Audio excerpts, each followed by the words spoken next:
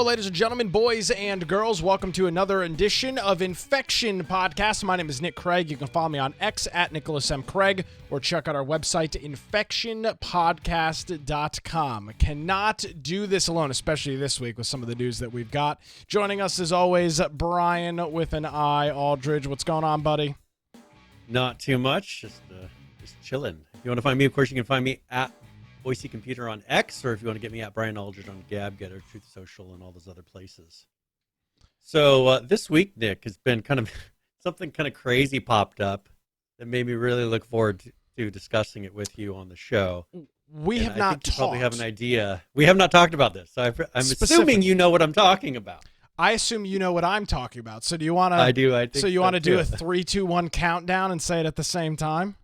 All right. Ready? All right. You want to count down? I'll count down. 3, 2, 1, Gemini. Google. Yeah, okay. Gemini. Google Gemini. Yeah. Okay, all right. We are in the same boat here. So, man, it's so funny because if you go back, we're at 472 episodes. You go back, You go way back in the archives, Brian. Go to page like 55 on our website or wherever the first 100 episodes are stored.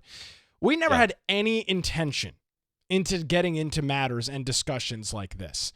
And as Brian and I have stated, we are the true victims here. We were forced into having these conversations, and Google, one of the largest tech companies in the world, really, really stepped in it this week with their Gemini artificial intelligence software, Brian, that would not generate any images of white people. Which is odd, meaning that that's the majority of the country, a majority of the population. It's a majority of the world. Well, yeah, I don't know. Well, the world where Google is making, where Google has a large presence, yes, that's the majority of their client base. How about we say it that way? That's a good word to use, sure. So, so this kind of came out to where we've known this for a while.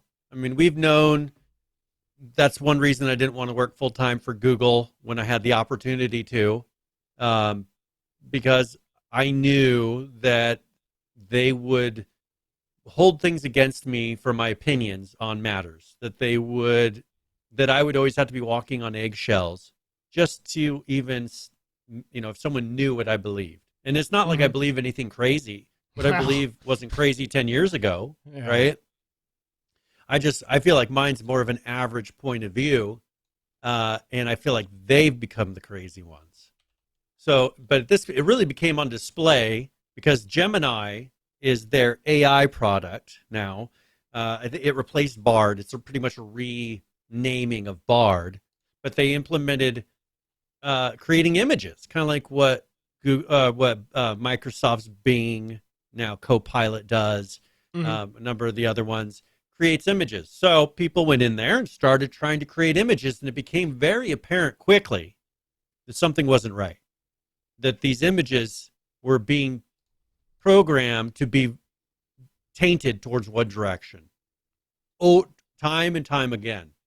And for instance, I don't know if you have any images you want to show. I'm pulling a couple up. I've got a couple. I'm loading up. Because they would ask for things about history. Because really, what's the use of AI? Like, what's going to be the use of the AI? It needs to have accurate information, right? It's not all for creating fake stories. It's not for creating, hypothetical situations. If I asked it a question like, who was involved in World War II? I would expect it to give me an accurate representation of the countries and everybody that was involved in World War II. If I asked it, tell me about the American Civil War, I would expect some accurate information, the founding of our country. I would expect accurate information based on history of what happened, and that would be what it gives back to me. Because at what point will kids no longer know what's truth versus fake if when they go to look up information on a site that's supposed to give them answers, accurate answers, and half of it's made up? And that really became very, it really brought it out that this kind of fake history that they keep making. We've seen it in TV shows, especially lately, movies, to where they'll take something in history and then just change the races to where it's no longer accurate. Sure. It doesn't represent reality anymore. And, that's one thing in movie. You can say, hey, this doesn't represent reality. They don't say that. But here, this shouldn't be doing it. So like an image of a pope. Have we ever had a African-American pope? Or an Indian pope? No. Have we ever had a pope that's of Indian descent? Or a woman? No. Or a female pope, for that reason. So you look at, okay, it gives you two that have nothing to do with reality. Okay, so there's your pope. Now, there's one example. They'll justify it. They'll justify it and say, well, okay, our pope is from Central America, our current pope. Okay, but that doesn't change that it doesn't represent at all. Yeah. It doesn't represent at all what you are showing. And did you look at, can you pull up one, like, for instance, the Founding Fathers? Let's say a student is doing a paper on the Founding Fathers and wants to have an image that is, you can't copyright, so he's legally allowed, or he or she are legally allowed to use an image from the image results and say, I would like to include in my report an image of the Founding Fathers. Okay, well, there's something here that doesn't represent history. None of the Founding Fathers were black. Yeah. Yes. And the guy on the right was not a Founding Father in any respect. History. And like, how does his hair get like that? His hair, he's got a George Washington haircut. Yeah, it's just kind of odd. It just doesn't, I mean, now one thing I would be curious to see is, because we're so brainwashed and history has been presented to us as, here's the facts, from whatever they decided they were going to do public schools in the 60s. I mean, look at this. Before you go into that, Australian women. All of them of color. That has nothing to do with Australia. Like, that person is not from Australia. There you go. American woman. All four of them. Now, they could be an American woman, but why would you take one of the smallest demographics in America and say this, represents the majority? You could give if you have 4 image slots, give one of each race, and because that is America, right? But the thing is, they coded in to avoid showing white people, like it's a bad thing to be white, and this is what we've been saying this whole time. That it happened with the Jews, to where as a culture, as a government, you can go in and say, these people are bad, and do different things to repress them.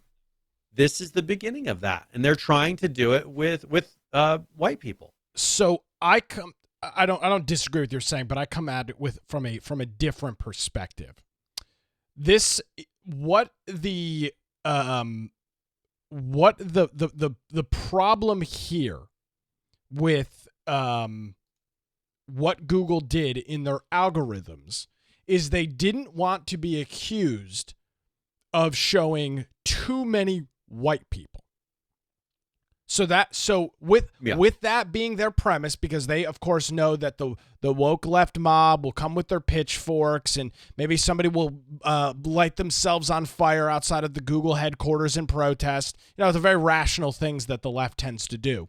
So they programmed in this incredible, essentially R&D bias RNG bias. RNG bias of, well, just do whatever you can to not generate white people. And they obviously were not expecting, stupidly enough, were not expecting a bunch of conservative people on Twitter to just take the chatbot and go bananas with it and just tell it. I mean, all of those prompts were a blank ex-woman, American, German, Sweden, British, and all of them but 2 out of 16 image slots were black. Yep. Which is not representative of the makeup of society. But because they are so terrified of being deemed and coined racist, Brian, that they decided that this was their grandiose idea, was to just program in this ridiculous made up artificial bias. And that was just of the images. Some of the text responses, which don't make for very good podcasting, but some of the text transcripts were absolutely remarkable as to what it was generating, and they were trying to force it into they're essentially forcing it into trying to answer some of these questions, and it would tell you that it was inappropriate. It didn't know the answer. There was a question that was asked, who was worse, Hitler or Jesus? And Google Gemini could not wrap its head around the idea that Adolf Hitler, the leader of the Nazi revolution in the 1930s, Brian, was worse than Jesus Christ. That was an impossible task for this AI to accomplish. Well, okay, but I don't care where you look fall at it from the other religiously. perspective. Good. No, Yeah. look at what the liberals view about religion. Like Sure. the Well, I know. hardcore liberals, Yeah. they view, and I saw an article on it today, where one of these liberal places are pushing, they call it Christian nationalism. And they view that as bad as white nationalism, as Nazis. They view our religion and people that do it because they view that they're being repressed when a person who's religious says, you know what, I don't think we should be making it to where children can no longer, don't have the ability to have kids when they're an adult by changing them chemically before they're even the age of accountability, of 18. Sure. Of being able to make their own decisions for themselves, or even 16 at a reasonable age. They're not able to do these things. So I think that we are viewing it from, hey, this is crazy. But I mean, if you look at some of the things they showed, for instance, the picture where they asked to show Nazis, they showed all these people. There was one person who actually looked like a Nazi. It was a white guy that could be German, who knows. And then there was a Chinese, or I assume that looks like a Chinese Nazi, an African-American Nazi, and then one that's maybe, so it's kind of hard to determine what race they are. Okay, well, as I said, a 1943 German soldier. Okay, that's a close one to what I saw. It's not even close. So you look, I mean, that doesn't represent, like, you're giving kids a fake history. That's what frustrates me, is you're polluting what's real. And we're already relying on, as I was going to say a little while ago, the 1960s version of what the government has determined education should be in our history is, as they created their textbooks and wrote it down for us. And you could argue all day, what is real history? Because it's really story. I mean, if you look at the founding fathers and some of the stories about the early presidents and everything, I'm sure there's a lot of stuff they put in there that's not accurate.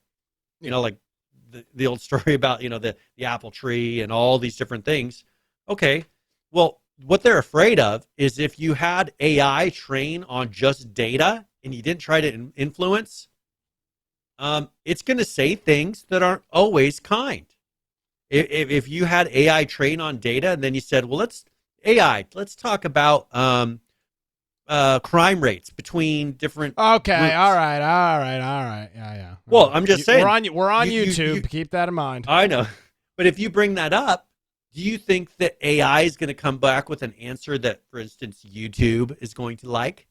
No, FBI crime statistics are not a favorable. It's number. not something that you're going to want to look at. They're going to want to show. But why are we so scared of reality? If you don't like the facts, then work to change them, rather than trying to hide the facts. Because it's hiding the facts. Does that accomplish a single thing? Because that's what really we've become more accustomed to do. Is just like you pointed out. We can't say what on YouTube? Facts. You can't say facts on YouTube. They get pissed at facts. And you can say, well, that's your facts. No. Statistics of actual things. There are actual facts of statistics that happened. What is this a picture of? Tenement Square. This is one of the most famous pictures of all time of some guy getting literally run over by a kind of an Tenement anti-communism thing, and Google doesn't like that. Sorry, Google I doesn't can't help like you with this image. Try uploading another. And image they're and hand in describing hand the with image. China as well in a lot of areas. Yeah. So this is where their programming pushes. Yeah, Brian, there's the phrase you accidentally said the quiet part out loud. That's a phrase that is used often in society, and Google really screwed the pooch on this. They showed their hand is the problem. Yeah, and it's so funny because this is what they've been doing. This is what they've been doing. I mean, I got an article for my show tomorrow morning. I'll pull it up here in a second when you're talking, but I mean it's just more of the ridiculous bias from these companies, and this time it was really shown in the most ridiculous way possible, and it was funny to watch because looking at some of the articles you have in here, places like The Verge and Kotaku and Engadget, some of these other outlets, they were forced to report it because it was too big of a tech story. The Verge, Google apologizes for, quote, missing the mark after Gemini generated racially diverse Nazis. This is a headline at The Verge of all places that had to write this.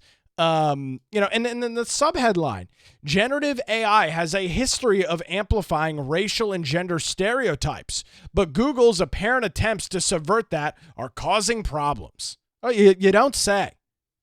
And so even in the phrasing of that, racial and gender stereotypes.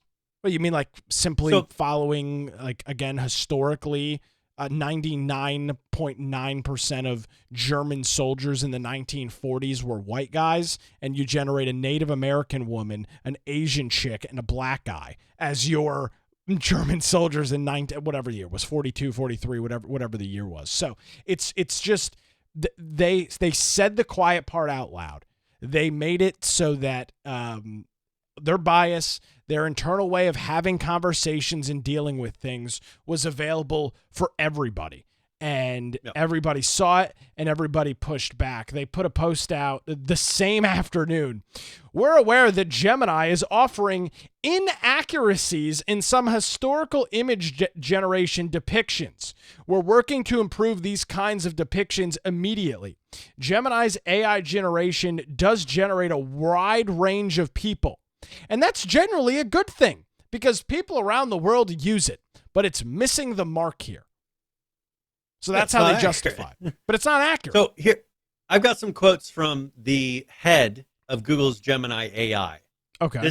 Somebody went and pulled some of his tweets. Now I'm going to be censoring it a lot because this are his tweets that he's saying. Here's one. White privilege is effing real. Don't be an a-hole and act guilty about it. Do your part in recognizing bias at all levels of egregious. Okay. So talk about calling bias. You've proved that you're biased, and you're saying that, do your part in recognizing bias at all levels. Talk about being totally incompetent at recognizing your own reality and what you are. Here's another one. It's been a few hours, and it still feels like today's inauguration speech will go down as one of the greatest ever. Acknowledging systemic racism, reiterating the American ideals and the dream for the world, but we need to work on ourselves to earn it. So that's him talking about Biden. So he thinks Biden is doing the best job in the world. He talks about how this is America where racism is the number one value our populace seeks to uphold above all. Right. He says, mind paying more taxes, investing in overcoming systemic racism.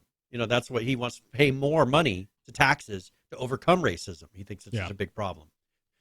Jesus only cares about white kids. I'm pretty sure that's in the Bible. Let's confirm with Jeff Sessions. Okay. I have experienced none of these things being a white man in America. They may seem like isolated or trivial slights, but the pattern is undeniable. We obviously have egregious racism in this country, but the small stuff like this is part of what enables it. You want to know what's racist? Him. He's shown it with, as far as everything he focuses on is race. That's racism. He's pushing races rather than people. Racism. Everything that he is showing is pushing racism. Sure. And this is who's heading. No wonder. You wonder, show the person and say, here's the person that's in charge of this product. I don't know how it could have come out racist. Can't imagine. It's a guy who's so focused on racism that he's blaming racism for racism when he's causing the racism. It is the time old tale, Brian, of these wacko libs and their inability to kind of separate these things. Again, create your image generation. Obviously, programming it and modeling it is a very complicated thing. But in this case, Google, again, to try and appease people, went way overboard. And they've literally shut Gemini down. It's currently, you can't use it right now. It's I don't know if it's the whole thing or if it's just the image generation part, but it's off as of right now because it was so egregiously bad. So with that, I guess congrats, Google. I mean, if the goal and the objective was to show how good of a liberal you guys are, if that was the goal, mission accomplished. That's so. I wish I could say I was surprised or shocked or like, oh my God, can you believe this? But I'm not. I mean, this is Google, the company. They didn't hide it better because they usually, I mean, unless you're in like what we do, we could just go and say, hey, let's have an episode where we just read facts. Let's read facts about COVID. Let's read facts about crime. And we would be banned on YouTube instantly. Sure. Just reading facts. Kind of like libs of TikTok. If you look at how much they hate libs of TikTok. Yeah, she reposts video. I mean, whatever about her outside of that. But she reposted, to get her started, reposted videos of things people put on TikTok. Not always putting commentary, just posting the video of them saying what they've said. And that's it. And they viewed her as something horrible just because she showed something. And they didn't like what she had shown. Now, the person posting the original video gets no flack. But reposting that video and letting people see it gets you flack. It's kind of crazy.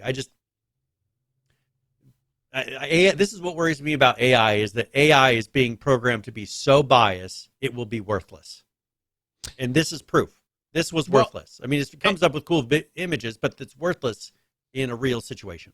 Well, and that's what's going to be interesting about this is AI has the potential and the ability to literally be one of the most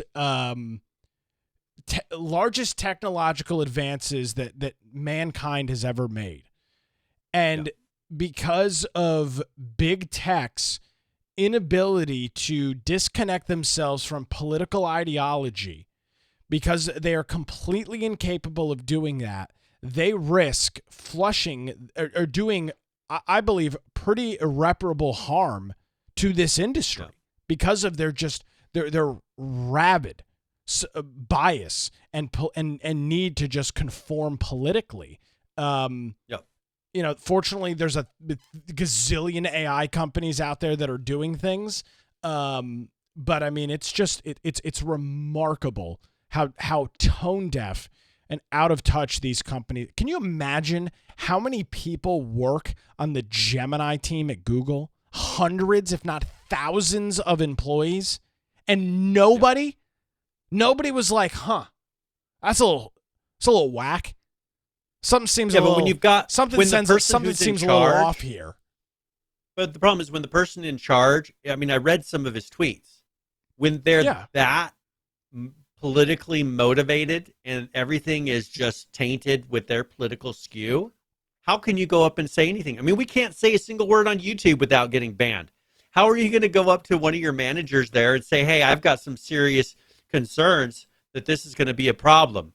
And they'll be like, well, are you a racist? How could you see there's a problem with being diverse in our results? I couldn't see anything when I was there if I felt like something was, I was a contractor at the time, but I couldn't say anything, because it wouldn't go over well. Yeah. They don't want to hear my opinion on things. They want you to they have a very specific thing that they are pushing through. They want you to conform to it. They don't want your ideas about it. They already know what they want. They don't want, You're not going to change their mind. It's their religion. You can't change people's mind on religion. And that's exactly the case. It is literally a religion for them. So that's Google's Gemini AI. We'll keep an eye on it and see. Version 1.5 is supposed to solve all of those problems when it comes out. So we'll just have to wait and see. Brian, I do want to mention one quick sorry. thing though. Okay. Google did cut a deal with Reddit to help train their AI. Oh, great. I want to. So if you want, just to make it better, I'm sure. I mean, you want less, being biased towards being liberal. I mean, I'm sure, go to Reddit. Reddit is the perfect place to just go and train that AI model to balance it out. Sure. Yeah. Yeah. So I mean, Reddit, the bastion of free speech and open ideas. And freedom. Just go to the homepage and see what's going on there. Brian, Yeah. Vice, the once incredibly popular magazine, cable television channel, documentary maker, popular website is gone, is no more. Vice CEO Bruce Dixon said on Thursday of last week that the company planned on laying off several hundred positions amid fundamental changes to its strategic position. Dixon confirmed that Vice will be shutting down its digital operations, including its website. He said, quote, moving forward, quote, the company will look to partner with established media companies to distribute our digital content, including news, on their global platforms as we fully transition to a studio model. He added that the company will no longer publish content on Vice.com and will instead emphasize using social channels where content will be viewed more broadly. So, a company that started in the early 2000s, I think, is probably an accurate thing. It was originally a Canadian magazine, I think, is what Vice originally was. Yeah. Gavin McGinnis was one of the very early people at Vice. They did a lot of, I was reading about this over the weekend. I mean, they did some incredible things. They had good documentaries. Who's the basketball player? The crazy one with the lip rings that went to North Korea. Yeah, who goes to North Korea all the time? Dennis Rodman. Dennis Rodman. Yep, you got it. Dennis Rodman went to North Korea and played a basketball game with Kim Jong-un, and it was documented. It was a Vice documentary. I mean, so this is... when we're talking about, like, this isn't some like random ass YouTube channel. I mean, this was a group that was creating back in the day really good content. And then of course it turned into why white people are bad. And we don't understand why transgender people are having a hard time getting in relationships, and suicide rates amongst this group skyrocket, and we can't figure out why. It just turned into this, once again, a liberal bastion of hell.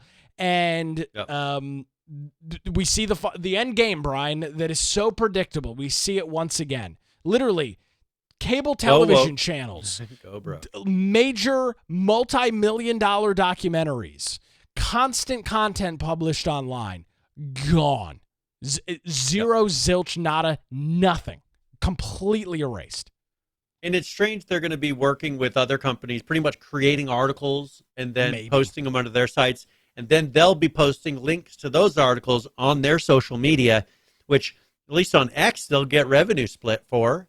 I don't know what they're going to get on Facebook necessarily. Maybe they get a revenue split from the locations where they publish these things for the number of views or hits or whatever. This is where it ends up. Yeah, and I mean, just look at some of the headlines over here this morning, or at Vice a couple days ago. How do oil companies get away with, well, everything? An expert explains. What we know about the death of non-binary teen Next Benedict. Meet the militant bakers feeding France's migrants. Landlords are enforcing no sex tenancy clauses now. It's just garbage content that they have been producing for so long now. I'm friends with all of my ex-boyfriends' exes. Right. That's very compelling content. Yeah, thank God. So that's the kind of stuff that they have been publishing and promoting. Obviously, it sucks when people lose their jobs. You don't ever hope, or at least we don't. We don't never hope for that. But actions have consequences, Brian. And when you decide as a company that you are going to ignore what's going on and you're going to just set your sight straight ahead on whatever, again, ideology or agenda you're trying to push, and you put blinders on and you ignore everything in the outside world, turns out nobody wants to read that content. Nobody wants to watch that content. And you saw in in an industry where it's very hard for for new startups to gain traction, Vice was at the top. I mean, They went from nothing to a very prominent name in the media landscape over like a 10-year period of time. And they literally have flushed the entire thing down the toilet. BuzzFeed is gone. Deadspin is gone. All of these semi-popular, very popular websites at the time, around the 2010 time frame, they're all gone. They just cease to exist. Yeah, and one thing that I tell our kids, poor choices have poor outcomes. And if you don't like the poor outcomes, quit making poor choices. Yes. And they're like, okay, well, you keep seeing over and over again with these companies, there's poor choices have led them to a poor outcome that they don't want, but they're unwilling to change the poor choices to prevent the poor outcome, because it's their religion. And so they're going to keep pushing it until they're running it to the ground, which is what we're starting to see over. And that's why that term "go woke, go broke" came out. Because do you see that with Disney, they fired the person who's in charge of their remakes? Oh, they're just in the past week. So the person who's in charge of the studio where they make the remakes, where they've been doing all the race swapping on all these different, like Little Mermaid and all that, the guy who's in charge of all that has been let go. Well, when you're losing tons of money, finally they're realizing, oh, we've had poor choice. Oh, look at all these poor outcomes. What do we do? Okay, let's make a change. How about you make a change to be less biased one way or the other and make movies for the general population, and quit trying to integrate all of your personal little pet peeves and political ideologies into all of these decisions. And guess what? You'll be successful as a company. X has done, I think, a really good job of kind of getting back more towards the middle. And they've been growing. I will say this. You will be successful as a company, but what you will have to do in the meantime is fend off the progressive left. And Brian, the vocal minority is what they are. I understand it's the vocal minority, but this is the group that will have a protest outside. Here's the difference between the left and the right. When the left gets pissed off about something, not only do they light themselves on fire in front of a U.S. embassy, which is, of course, a very smart and intelligent thing to do, but they will get in there and they will protest. I mean, look at the whole Dave Chappelle Netflix thing. Outside of Netflix headquarters, demanding, for people's heads and whatever else they do. The left is very good at mobilizing, and none of these big companies want that to take place. They do not want any of that controversy. They piss off the conservatives, they piss off the right, or just regular people. Yeah, maybe they'll post on it online a little bit. A couple of blogs and outlets will talk about it. Ben Shapiro will whine about it on his show, and that'll be about it. There's not going to be a large-scale protest. Now, there have been some successful ones. You look at the Anheuser-Busch situation with Bud Light. That brand, I don't know if it will ever recover. But you've got this, you've got this situation taking place where these companies just don't want the controversy, and they understand that they will get, even though it might be a larger group of people, less pushback from the right than from the left. Yeah, because we don't sit there and, because the problem is the left has control of media, general media. The right has their own media, but the ones that go broadcast over the air channels, all of the late night talk shows, all of those are liberal. And so if they want to put out something, they make a call to, one of those shows, and they'll repeat and parrot. I mean, look at all of the dances they did for COVID and getting the vaccine and all these different things and really pushing. I mean, you've been seeing lately some of them going kind of nuts with just going crazy on because of the Trump stuff and the election coming up and how bad it's looking for Biden. It seems like they're going extra nuts right now. But they have the ability, if they want to influence people, as Limbaugh used to say, the uninformed voters, they've got a whole plethora of them. People that will be like, really? They said that? They did that? And they don't look past any of the surface. The Republicans hate, kids because they don't want them to get transitioned. These type of things that, they'll put out whatever spin on it. And you've got your people that will just believe it. And, that's kind of the danger is we don't have access to that as much. I mean, where's your right wing, if you want to call it that, or even conservative place on network television? Fox News. But that's not, but I'm talking about like free that everybody has access to. That doesn't have to have a cable subscription where sometimes they have to request Fox News. Yeah, you're right. It doesn't exist. I don't, there are none, right? And that's just the crazy thing is Infowars.com, Infowarsstore.com. You can watch it on your television. It's completely free. Get Super Male Vitality, get Brain Force, get Colada Silver. It's all the great supplements and exclusively double Patriot points through the end of the month. Infowarsstore.com. I mean, they sent Owen Schroyer to prison for commenting on, was it January 6th? Yeah, I think so. Commenting on it. They sent him to prison for commenting on it. Talk about freedom of speech. Well, they sued Alex Jones for $500 billion or $1 trillion or something like that. They got, $500 billion or whatever it was, Alex Jones, because of his opinion on something that happened a long time ago and how it made some people upset.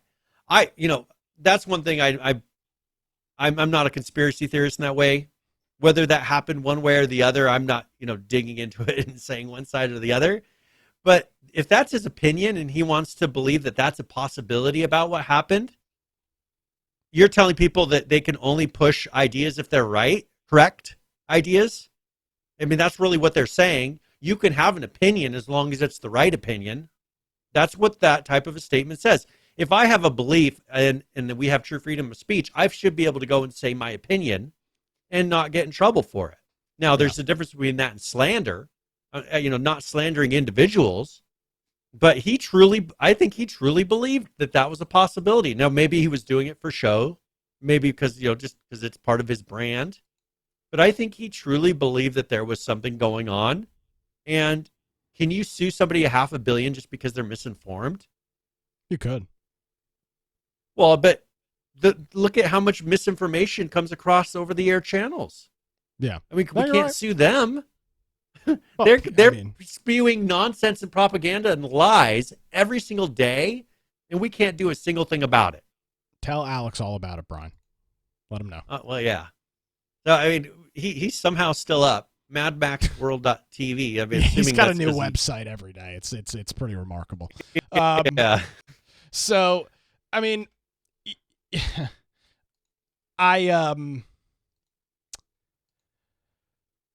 think there's this political thing called this thing called the Overton window, and it's the whole spectrum of everything that's going on, and the Overton window is a very small area that you can see, and the Overton window moves, and as it shifts around, you have different perspectives and you see different things, and it is shifting rapidly right now. Here's a very kind of rudimentary thing of what I'm talking about, but I don't know what the numbers are or anything like that, but I mean, this is the concept, and I believe, Brian, this window is shifting to the right because people are going nuts. fed up. They're frustrated. They just are so fed up with this nonsense and this garbage being shoved in their faces 24/7. They're sick and tired of it being shoved in their children's face at public and private schools. Let's be clear. It's not just, public schools are the problem. No, it's all educational institutions. They are just done and they're fed up with it. And I think these companies have really screwed themselves. They pushed it. They pushed the ball too far, and now they are incapable. I don't think they're going to stop that window from moving. I think that it's already in motion, and I'm not sure that they're going to be able to stop it. They have really it's screwed the pendulum themselves. swing, right? Sure. I know I've talked about this before. We're on this pendulum swing. They did all these using the name of COVID and everything else. They forced keeping the pendulum going one direction because they didn't want it to come back the other way. And they kept pushing it, saying you have to do this. Okay, well, it hit this super high point here. When it finally swings back the other way, the problem with the pendulum, it's going to go just that far back or near it, right? Yes. That's the problem is when you keep pushing the pendulum saying, well, I didn't get enough of my way, you're making it so the swing just gets more and more, crazy. And that's where we're at right now, to where we've gone so crazy left with government things and everything else, with the border, with COVID, vaccines, everything. We've gone so far left that I worry that the pendulum swing is going to go too far right, because I'm a libertarian. I don't claim to be a super Republican, right? That's not me. And I don't want all the. You're the crazy Republican side. I'm the crazy, more conservative libertarian side. Yeah, you grow your beard out and start talking about ending the Fed. That's right. Let's end the Fed. But that's the problem is, we're going to hit a point where I don't like it when it swings so far to the other direction, because then the crazy liberals are going to push it harder and harder, trying to go even farther back when it finally swings. And it just creates craziness. I mean, you can't have every 4 years redoing everything in the government, which I feel like we're getting to now. All the progress we made on becoming energy independent wiped out in one term. All the progress we made with the southern border wiped out in one term. And look at, we now have, for instance, illegal immigrants. We have 19 states worth of population here illegally now. 19 states, their population all added together is the amount of illegals here. That's insane. And you even have the Supreme Court saying, well, you can't send them back all the time.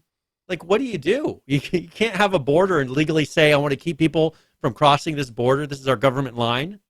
Now, if I went and crossed over the border to Mexico illegally, I bet you I'd end up in a Mexican prison. As you should. Yeah. But, if I turned around and walked the other direction and claimed that I didn't have American citizenship, they'd let me in. It's insanity. It is. And this is where we're at today. And it's framed as normal. That's what is crazy.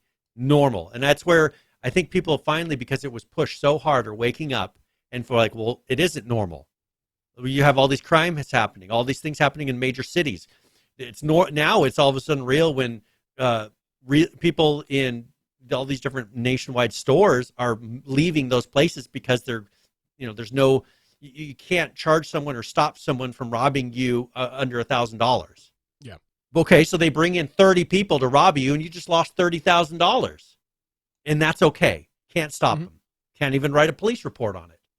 $30,000 loss for a company, you can't write a police report. Without a police report, we're at. Can't submit an insurance claim. Can't claim insurance. You can't do anything about it. It's just a loss you're expected to take because, it's racist to arrest people for doing things because it's biased. All right. Let's get a couple video game stories in here after all. Brian, this one, I'm sure this will put a smile on your face. Unity is laying off 25% of their staff, and they're saying that the reason they're doing that is to reignite revenue growth within the company. And bam, here, let's look. What day was that? That was the 27th.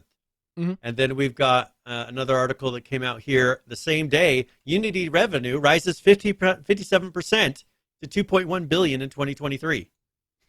Now, so the Unity stock, they're still at a loss. The But Unity stock took a little bit of a hit earlier this week. I may or may not, I'm not giving stock tips. I may or may not have jumped in at its low a couple of days ago, just to see kind of what happens with that. I'll probably lose my ass on it. But they're, again, this is a company that is not immune to the economy. A lot of Unity's money comes from ads. The kind of unspoken thing with Unity is all of these mobile games that are built with Unity, so many of them all use Unity's ad marketplace for revenue. Yep. And Unity gets a nice, handsome cut of that, as they should. They're the one providing it. Mm-hmm. And when you've got less people, buying subscriptions and things like that in games, that goes down. You've got less people that are playing these games. The ad revenue for that is going down. Less eyeballs, less AdSense. It's a problem that YouTube and Google deal with on their platform when viewership shrinks with news websites. When less people are clicking, you're not getting served ads, meaning you can't sell them for as much. You're not generating as much revenue. Those comments were made during a recent earning calls. The layoffs were described as unfortunate consequences of Unity's broader two-phase reorganization plan. Unity is attempting to streamline after a period which it saw a loss in trust of developers following their big fee debacle that we talked about, which then, of course, led to the former CEO resigning. Around that same time, Unity also told investors it would be reviewing its product portfolio to discontinue certain product offerings, reducing its headcount and shrinking its office footprint. So just like Unity has a gazillion different products that they make that are inside of Unity or loosely associated with Unity. And I guess for the products that are no longer generating revenue and do not have a large user base, they're saying, okay, we're going to have to sunset these products or pull people off these products because they're not generating any revenue for us. And that's unfortunate, but it's the sign of the times, and it's pretty much on track with what everybody else, not just in the gaming industry, but industry as a whole, business as a whole is doing to try and stay afloat and hopefully come out of the other side if and when the economy ever recovers. Because, that's the goal here, is to stay alive long enough till things get better. Yeah, and that's what they're trying to. I mean, they cut thousands of jobs in the last 4 months. Thousands of jobs. Yeah, and so they're trying to ride the tide, make it through, and this is what they needed to do. There was that total artificial inflation of the video game industry during COVID that we are now recovering from. Yep, we're undoing all of that damage. People getting hired on like crazy. All of a sudden, you could hire anyone from anywhere because of remote work, and then they realize they're losing a lot of money. There's a lot of problems. The industry didn't go where they gambled it would. And so now they're having to pay back the house, right? They lost the bet, and here they go. We believe, this is from the CEO of Unity in a shareholder memo that came out earlier this week. We believe that Unity plays a critical role in the gaming industry. Unity enables creators to build and grow successful games and real-time experiences. Approximately 69% of the top 1,000 mobile games, this is a staggering number, nearly 70% of the top mobile games, top 1,000 mobile games are made with Unity, and we continue to see strong traction across industries, a business that we expect will be larger than gaming in the not-so-distant future. In addition, we have strong partnerships with some of the most innovative companies in the world who rely on Unity as they bring new products to the market. We believe that Unity is uniquely positioned, that there is a meaningful potential for revenue growth in the long-term future. They talk about the strategic goals and various things like that within the company. So that is what they are facing, and that's what they're dealing with. It's Brian. I'll tell you this, and I'm gonna be a little vulnerable here for a minute. I'm a little scared. I mean, I'm in my late 20s. I've fortunately I've got a house. I've got good backing. I work in an industry that is exclusively based on ad revenue, and a dying industry, if I'm being honest. And I just look at the status of the economy, and I think you went through something similar in the 2007, 8, 9 timeframe. You were probably a couple years older than me. The crash but of '08, similar. yeah. And I was 28 at that time, so okay, so around the same time, I mean, I just, without sounding like a bitch, I just am like, man, the end of my 20s and the early part of my 30s could very well be a really dark financial time that is that could set back for the potential for me to start a family, to make, you typically make as much money as you can in your career, depending on when you start it, in your mid 30s and into your early 40s. It's kind of a bell curve. You make nothing when you start, you peak out, and then as you retire and things like that tends to go down for most people. Obviously, depending on the industry, that could be more of a straight line. Nevertheless, it's concerning, man. I mean, it's generally like, man, I made a lot of smart decisions for myself, and I'll be fine, but it sucks. Because this is the future that myself and my peers are likely going to be facing, and that freaking blows, man. It sucks because of some dickwads in Washington, D.C. that can't figure anything out. I'm going to get screwed because of it. Meanwhile, Nancy Pelosi's putting in a $1.5 million call on NVIDIA stock earlier this week, lining her freaking pockets. And I'm over here getting screwed. I mean, I was doing my taxes today. Oh, the federal government, like freaking $5,000. I'm screwed. I'm getting screwed over here. Well, and that's I'm pissed. A lot of what's the problem now that we're starting to see is you're getting punished for making good decisions. Yes. That's become the new norm. If you make poor, bad decisions, you get rewarded in our country. And I think that's what we need to get away from. Because if I could just make a little less money, I could get up on welfare. Then I would get a bunch of money every month for groceries. They'd pay my internet bill. They'd pay my phone bill. They would pay part of my power bill. They would pay part of my gas bill. You name, all these different things that I put out a decent amount of money every single month for. They would pay for those things if I just made a little bit less good decision making. If I tried a little less hard in trying to provide for my family, I would have all these things paid for me. It's like they incentivize it, especially during COVID. They would just push and push for you to, here we go. Eric Adams spends $53 million on debit cards for migrants as 56% of New Yorkers live near the poverty line. You think that all these people coming over and taking advantage of our welfare system is going to help in any of this? We're bankrupting our country. It's a mess. Give up. And I give up. And the people that are law-abiding, honest citizens have to sit by and just watch it happen. You don't just sit by and watch. You get screwed the whole time. Well, you get screwed while you're sitting there and watching it happen. Which some people enjoy, Brian, but I don't. I mean, it's not my preference. This isn't tax, Yeah.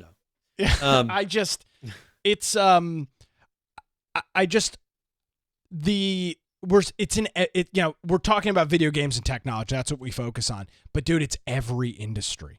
I mean, everybody is just feeling the pinch and feeling the hurt. You've got, restaurants that have had to Saturday or Sunday, I was ordering a pizza, and I was going to order some wings with it. Freaking $19.99 for a dozen wings. And I'm like, are you kidding me? $20? I can't get out of a fast food restaurant under $60. Yeah, well, with your farm you're toting around with you. I mean, I get. You know what I'm saying? Like, it's ridiculous. Well, did you see? It's crazy. Did you see the Wendy's story? That they were going to be raising prices during busy times or something like that. Wendy's is now that, of course, they're backing it off now, but they announced earlier this week that they were going to announce surge pricing, which if you ever order an Uber, if you've ever ordered an Uber before, you'd be familiar with this concept, but yeah, Wendy's. Now, this is, of course, the redaction, but it says Wendy's says it won't raise prices during busiest times, clarifying its people plans. said, what? They literally said that they would introduce dynamic pricing at their restaurants during peak hours. Yeah.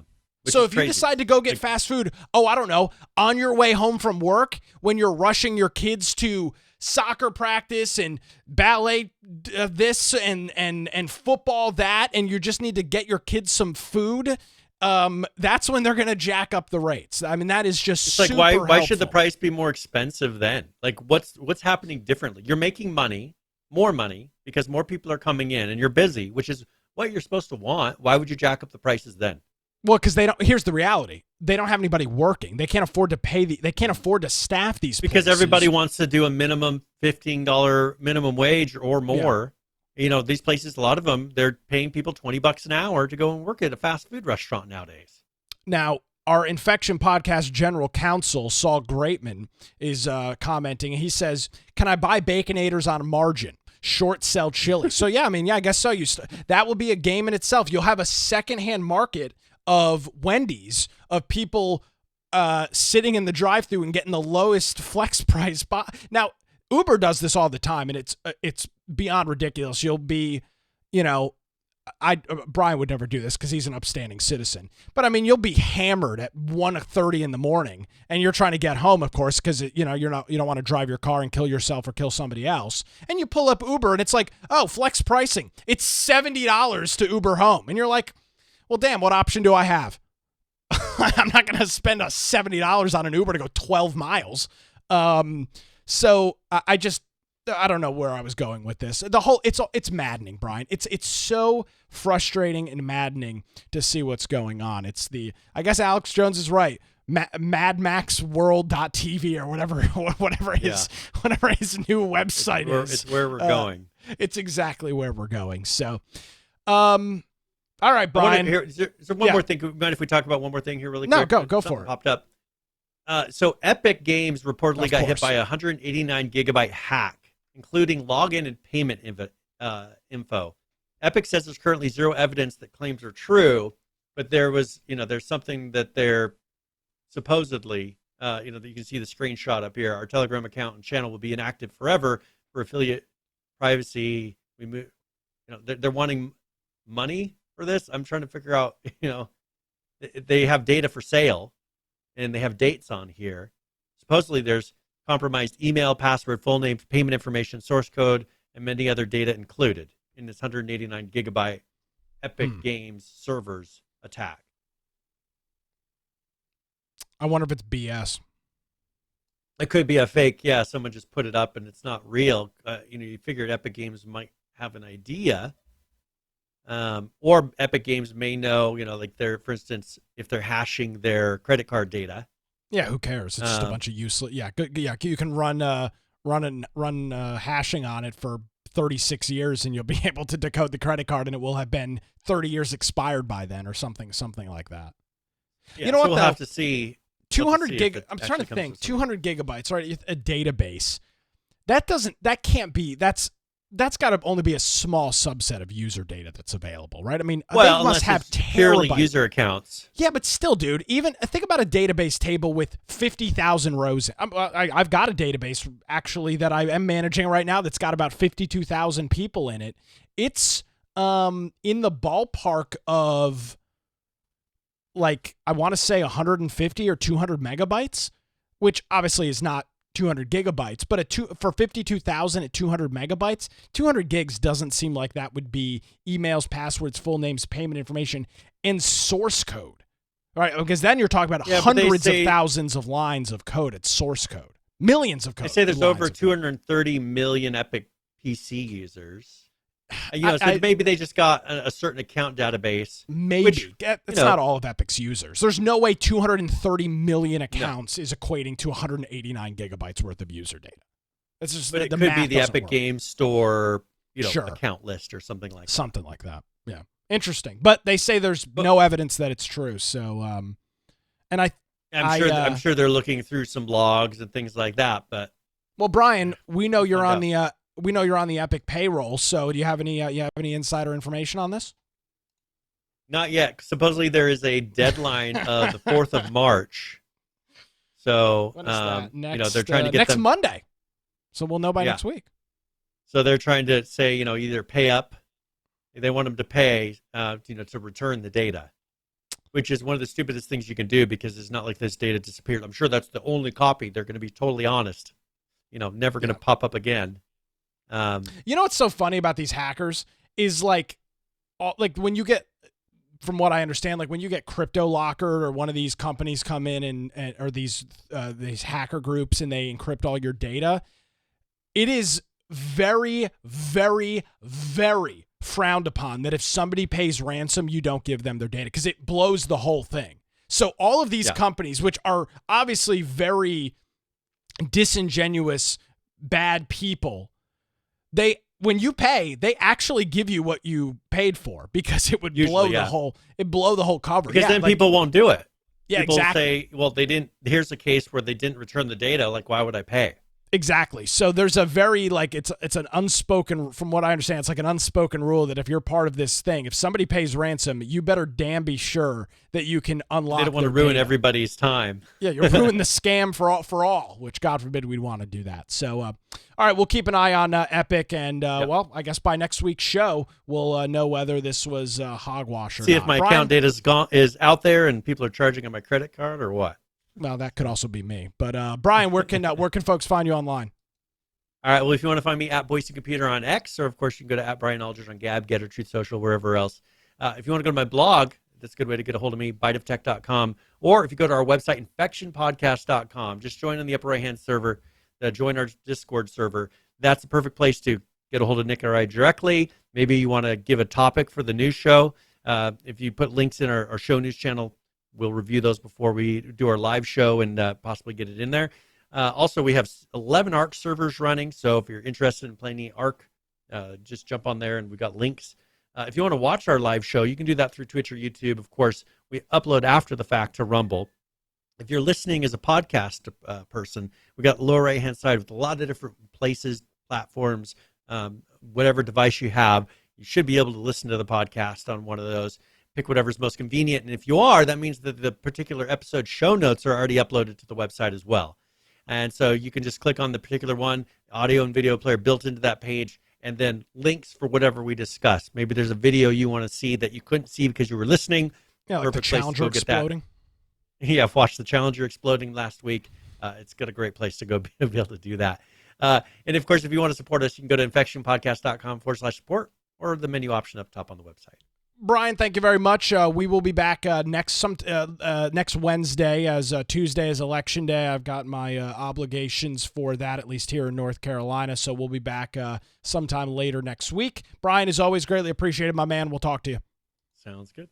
Alrighty, folks, that's going to do it for another episode of Infection Podcast. We sometimes talk about video games and things of that nature. You can follow me on X at Nicholas M. Craig, or you can check out my website, nickcraig.com. My day job is the Wilmington's Morning News Podcast. As Brian noted, if you missed any portion of today's illustrious program, you can head on over to our website. It's infectionpodcast.com. Thank you so much for joining us, everybody. Have a great week. We'll see you next time.